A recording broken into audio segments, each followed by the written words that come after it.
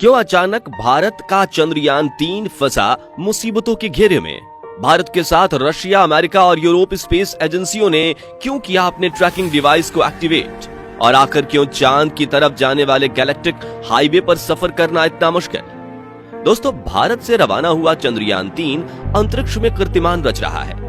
इसरो के वैज्ञानिकों के मुताबिक चंद्रयान अपने सफर में पूरी कुशलता के साथ सही पथ पर आगे बढ़ रहा है। लेकिन चंद्रयान-3 से जुड़ी ऐसी तो कौन सी मुसीबतें हैं जिनकी जानकारी इसरो हमसे छिपा रहा है? और क्यों इसरो इस मिशन में आने वाली परेशानियों की डेटा को लीक नहीं होने दे रहा? चंद्रयान-3 इस वक्त 40,400 किलोमीटर की रफ्तार से अंतरिक्ष में दहाड़ मारते हुए आगे बढ़ रहा है। शुरुआत में इसने धरती के कुल 5 चक्कर लगाए, जिसमें यह धरती के गुरुत्वाकर्षण सीमा से दूर होता चला गया। और 1 अगस्त के दिन इसरो ने बड़ी खबर देते हुए बताया कि उन्होंने चंद्रयान-3 के इंजन को फिर से फायर कर दिया है, जिसके साथ इसरो ने ट्रांसल्यूनर इंजेक्शन की प्रक्रिया को सफलतापूर्वक अंजाम दे दिया है। दरअसल दोस्तों, चंद्रयान मिशन की यह प्रक्रिया काफी ज्यादा मुश्किल थी, क्योंकि अगर इसमें इंजन को कम या ज्यादा समय के लिए फायर किया जाता तो पृथ्वी की गुरुत्वाकर्षण सीमा इस पर हावी हो जाती और इसे अंतरिक्ष में कहीं दूर फेंक देती।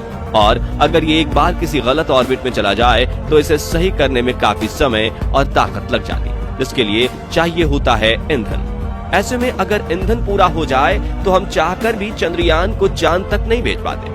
लेकिन इसरो के बुद्धिमान वैज्ञानिकों ने बड़ी ही कुशलता के साथ इस प्रक्रिया को अंजाम देकर चंद्रयान-3 को लूनर ट्रांसफर ट्रेजेक्टरी यानी कि LTT में भेज दिया है। चांद तक जाने वाले इस लंबे हाईवे पर चंद्रयान अगले कुछ दिनों तक सफर करने वाला है। लेकिन दोस्तों, इसी बीच चंद्रयान-3 को लेकर एक बड़ी खबर सामने आई है, क्योंकि अब अचानक से अमेरिकी स्पेस एजेंसी नासा ने अंतरिक्ष में अपने नेटवर्क का घेरा डाल दिया है। वहीं चंद्रयान पर अब फ्रांस की स्पेस एजेंसी भी अपनी नजरें गड़ाए बैठी है और बेंगलुरु के इसरो की telemetry tracking and command network team के वैज्ञानिक भी 24 घंटे चंद्रयान के साथ साथ पूरे अंतरिक्ष में अपनी नजर गड़ाए बैठे हैं, क्योंकि अब चांद के रास्ते में कुछ भयानक मुसीबतें चंद्रयान-3 का इंतजार करते हुए दिखाई दे रही हैं। इसी वजह से पूरी दुनिया के स्पेस एक्सपर्ट्स की धड़कनें बढ़ चुकी हैं। साथियों, नीचे बैठे बैठे हमें ये मिशन जितना आसान लग रहा है, असल में ये दिन प्रतिदिन ज्यादा मुश्किल होता जा रहा है। तो चलिए अब जानते हैं कि आखिर ये कौन सी मुसीबतें हैं जिसने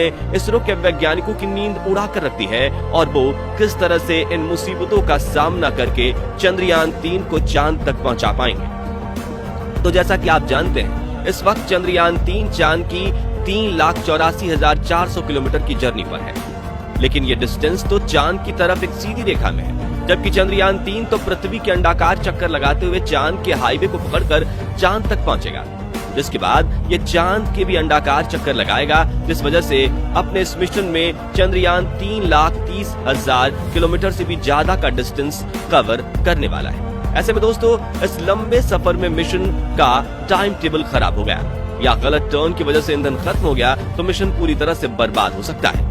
इतना ही नहीं दोस्तों, इस मिशन से जुड़ी एक और बड़ी मुसीबत यह है कि चांद की तरफ जाने वाले लंबे गैलेक्टिक हाईवे पर चंद्रयान-3 की किसी भी इनइफेक्टिव सैटेलाइट, उल्कापिंड या फिर स्पेस वेस्ट से टक्कर हो सकती है।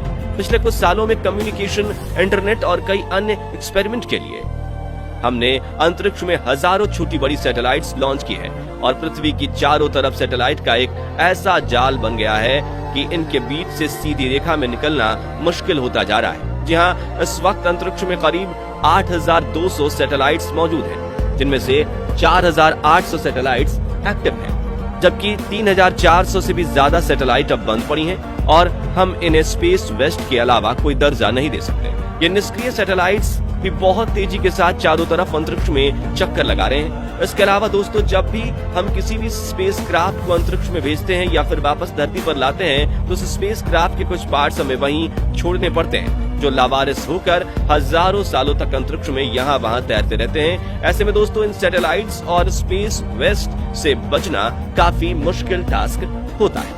वहीं साथियों, अंतरिक्ष में चंद्रयान-3 को बहुत कम तापमान यानी -100 डिग्री से लेकर +100 डिग्री सेल्सियस से होकर गुजरना पड़ रहा है। साथ ही आपको बता दें कि अंतरिक्ष में कोई उल्कापिंड, धूमकेतु और कई बड़े पिंड मौजूद हैं, जो उनके अनेकों ऑर्बिट में घूमते रहते हैं। और कई बार तो ये अचानक से अपनी ऑर्बिट छोड़कर तेज रफ्तार में अनेक ग्रह पर क्रैश भी हो जाते हैं। हालांकि पृथ्वी का चुंबकीय क्षेत्र कई बार इन्हें दूर धकेल देता है और अगर ये वातावरण में प्रवेश कर भी जाते हैं तो वायु के घर्षण से जलकर राख हो जाते हैं। लेकिन पृथ्वी की गुरुत्वाकर्षण सीमा से बाहर चंद्रयान 3 की रक्षा के लिए उसके अपने अलावा और कुछ मौजूद नहीं है। ऐसे में ये पिंड भी चंद्रयान 3 के इस लंबे गैलेक्टिक हाईवे के सफर की बड़ी चुनौती बन रहे हैं। वहीं अंतरिक्ष की धूल यानी स्पेस डस्ट को, जो कॉस्मिक डस्ट के नाम से भी जानी जाती है, ये चंद्रयान 3 के लिए किसी बड़ी मुसीबत से कम नहीं है, क्योंकि अगर ये टकरा गई तो स्पेसक्राफ्ट के बहुत सारे सेंसर्स खराब हो सकते हैं। हालांकि दोस्तों, अब आप सोच रहे होंगे कि क्या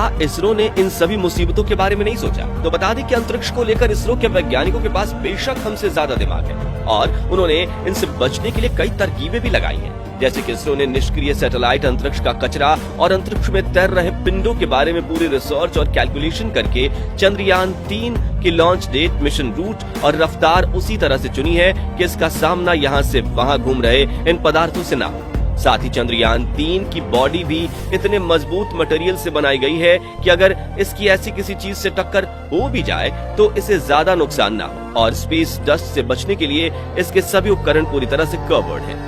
अब अगर आप सोच रहे हैं कि आने वाले दिनों में चंद्रयान पृथ्वी से दूर निकलकर चांद की गुरुत्वाकर्षण सीमा में पहुंच जाता है तो सब कुछ ठीक हो जाएगा, तो आपको बता दें कि चांद पर पहले से ही कई मुसीबतें चंद्रयान 3 का इंतजार कर रही हैं, जिनके बारे में सोचकर ही वैज्ञानिकों के शरीर में सिहरन मच रही है। जी हाँ, चांद की सतह पर मेटेरॉइड्स का शोर हो रहा है, यानी यहाँ पर छोटे से लेकर बड़े उल्कापिंडों की तेज बरसात हो रही है। हालांकि ये उल्कापिंड पृथ्वी से गिरते हैं लेकिन वातावरण के घर्षण की वजह से जलकर नष्ट हो जाते हैं, जबकि चंद्रमा का एटमॉस्फेयर बहुत ही ज्यादा पतला है और वहाँ की ग्रेविटी भी पृथ्वी से काफी ज्यादा कम है। ऐसे में दोस्तों, चांद पर छोटे से लेकर बड़े उल्कापिंड काफी तेज रफ्तार में गिरते हैं। रिपोर्ट्स के मुताबिक चांद पर 20 किलोमीटर प्रति सेकंड से लेकर 72 किलोमीटर प्रति सेकंड की रफ्तार से उल्कापिंड चांद की सतह से टकराते हैं, जिससे चांद पर काफी तबाही मचती हुई दिखाई देती है। इसी वजह से पिछले करोड़ों सालों में चांद की सतह के गड्ढे धीरे धीरे करके बड़े ही होते जा रहे हैं। वहीं इस टकराव से काफी ज्यादा धूल भी पैदा होती है, जो स्पेसक्राफ्ट के कैमरे और लेजर वाले उपकरणों को धुंधला बना देती है। हालांकि दोस्तों, इसरो के वैज्ञानिकों ने काफी ज्यादा स्टडी करके ये पता लगाया है कि 23 अगस्त के दिन चंद्रयान का विक्रम लैंडर जहां उतरेगा वहां उल्कापिंड नहीं गिरेंगे। फिर भी ऐसा हुआ तो इन्हें जल्द ही अपना लैंडिंग साइट बदलना पड़ेगा। इसी वजह से इसरो दुनिया की दूसरी स्पेस एजेंसियों की ट्रैकिंग डिवाइस की भी मदद ले रहा है। बता दें कि इसरो के चीफ ने एक मीडिया इंटरव्यू में कहा कि चांद पर लैंडिंग के आखिरी 15 मिनट हमारे लिए काफी क्रूशियल होने वाले हैं। पिछली बार चंद्रयान 2 मिशन इन्हीं आखिरी 15 मिनटों में फेल हुआ था। दरअसल लैंडिंग के दौरान विक्रम लैंडर की रफ्तार 8000 किलोमीटर प्रति घंटा से घटाकर 7.2 किलोमीटर प्रति घंटा तय करनी होगी, जिसके लिए वैज्ञानिकों को लैंडर के साथ लगातार कम्युनिकेशन बनाए रखनी होगी और ऑटोनोमस मोड पर ही इसके थ्रस्टर्स ऑन ऑफ करके इसकी रफ्तार कम करनी होगी।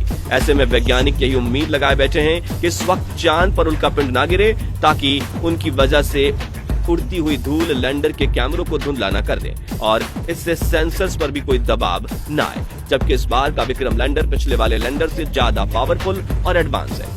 साथियों, चंद्रयान 2 का ऑर्बिटर भी पिछले 4 सालों से यहाँ लगातार घूम रहा है और उसी के खींचे गए फोटोज की बदौलत हम चंद्रयान 3 के लिए पहले से बड़ी और सुरक्षित लैंडिंग साइट चुनने में कामयाब हो पाए हैं। वहीं चंद्रयान 3 के इंटीग्रेटेड मॉड्यूल भी जब चांद की कक्षा में प्रवेश करेगा, तब चंद्रयान 2 का ऑर्बिटर इस पर अपनी आंखें यानी कैमरों को टिका देगा, ताकि इसरो को इसके बारे में सही जानकारी मिले, जिससे सुरक्षित लैंडिंग के साथ हमारा मिशन चंद्रयान 3 सफल हो जाए। तो आज की इस वीडियो में बस इतना ही।